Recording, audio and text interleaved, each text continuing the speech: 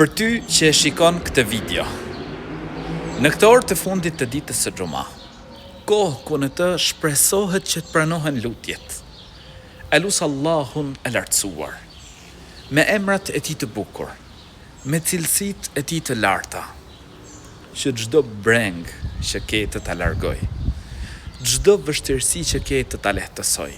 E lusë Zotin e gjethësisë që të ruaj ty, të ruaj familjen tënde. E lusë Allahun e lartësuar që t'ju jap mirësi. E lusë Zotin e gjethësisë që në familjet tuaja të ketë lumturi, të ketë harmoni. E lusë Zotin e gjethësisë që të t'jap mirësi në këtë botë. E lusë Allahun e lartësuar që të t'jap mirësi në botën tjetër. E lusë Zotin e gjethësisë që të ruaj prej zjarrit të xhehenemit. Thuaj amin.